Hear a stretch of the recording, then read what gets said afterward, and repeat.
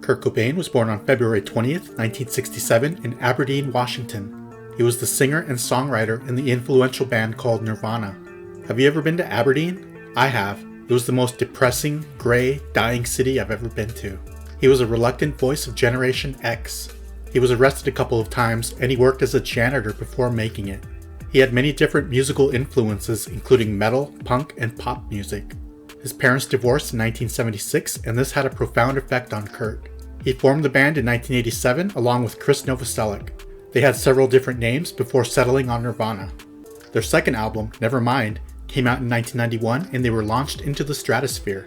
He suffered from strange stomach pains and turned to heroin to treat it. After meeting and marrying Courtney Love, his life seemed to spiral out of control. Even the birth of his beloved Frances Bean couldn't calm him down. Fun fact, Michael Stipe is her godfather and Drew Barrymore is her godmother. He overdosed in Rome in March of 1994 and returned to the US to attend rehab. He left treatment early and returned to his home in Seattle. He was married once and had one child. He died in April of 1994 after taking his own life. There are many conspiracy theories surrounding his death, but we'll probably never know the truth. He was 27 years old.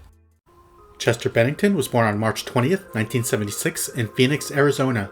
He was the singer and a songwriter in the hugely popular band called Linkin Park. From an outsider looking in, he seemed to have it all. They sold over 70 million albums and they played huge venues. He won 2 Grammys. Their debut album, called Hybrid Theory, was released in the year 2000 and it was a massive success. He was also in the bands Grey Days, Dead by Sunrise, and Stone Temple Pilots for a couple of years, starting in 2013. He appeared in 3 movies. They were Crank, Crank 2 High Voltage, and Saw 3D. He suffered unspeakable abuse as a kid and he was bullied a lot. After his parents divorced, he turned to art for comfort. He suffered from depression and substance abuse issues. He broke his wrist during a concert in 2007 and finished the show. He broke his ankle in 2015 on a basketball court. My favorite song is Waiting for the End. What's yours?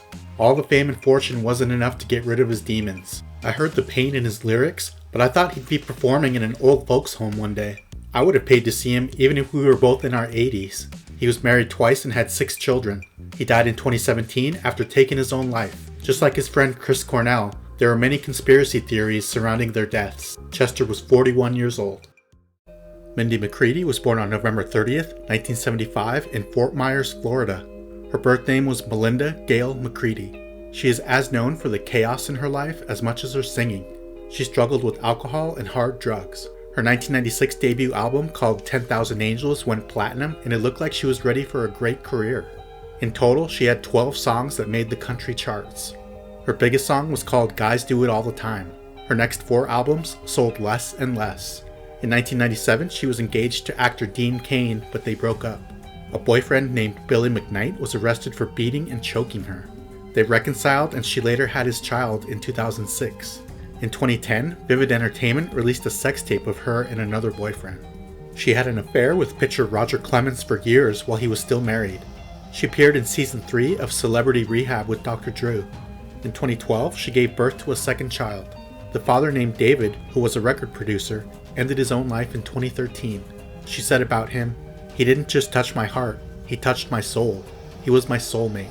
She was arrested multiple times for various offenses. She attempted to end her own life 3 times. She was successful on her 4th try.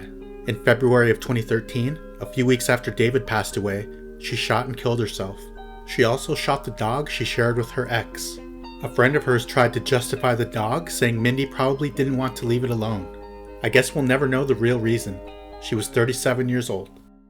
Chris Cornell was born on July 20th, 1964 in Seattle, Washington. His birth name was Christopher John Boyle. He was arguably one of the most powerful singers in the last 35 years. He was a founding member, singer, rhythm guitar player, and a songwriter in the band called Soundgarden. It's criminal that they're not in the Rock and Roll Hall of Fame as of 2025.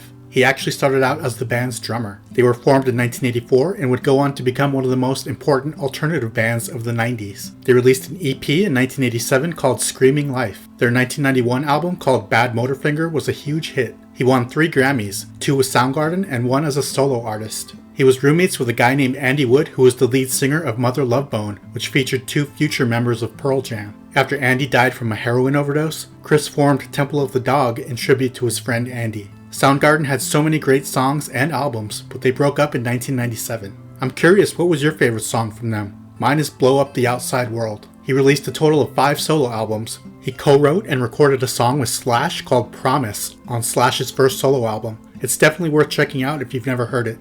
He was in the supergroup called Audioslave with members of Rage Against the Machine, minus Zack, of course. Soundgarden reformed in 2010. He was married twice and had 3 children. He died in 2017 after taking his own life. He struggled with depression, anxiety, and substance abuse issues throughout his life. There are many conspiracy theories surrounding his death. He was 52 years old.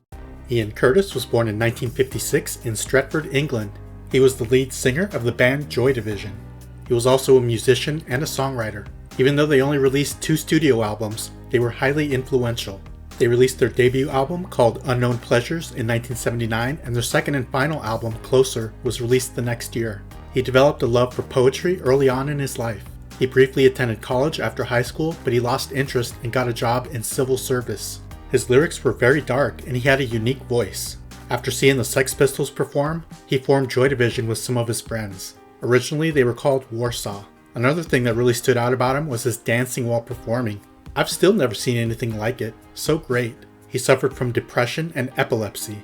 His seizures got worse and worse towards the end of his life. He worried that audiences would make fun of him if he had a seizure on stage. He had a wife and a girlfriend at the same time. All of these issues, I'm sure, led to him giving up on life. After his wife found out about the affair, she filed for divorce.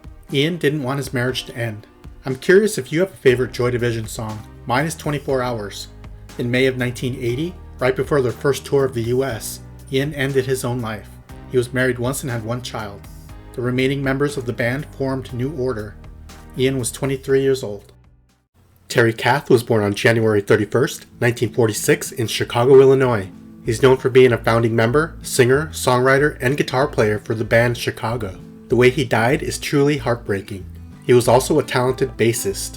His guitar playing was very underrated. According to Chicago band member Walter Parazater, Jimi Hendrix told him, "Your guitar player is better than me," after watching Terry play at the Whiskey A Go-Go.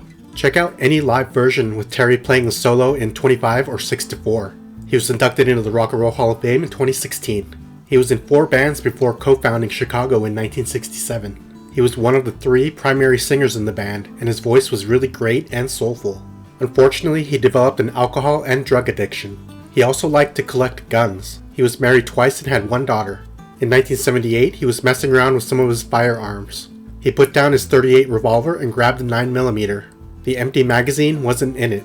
His friend warned him to be careful. Terry allegedly said, "Don't worry about it. What do you think I'm going to do? Blow my brains out?" He then put the empty magazine in the gun, pointed it at his temple, and pulled the trigger. He didn't know there was a bullet in the chamber, and he died instantly. It was a total accident. He didn't end his life on purpose. The band almost broke up. Terry was 31 years old.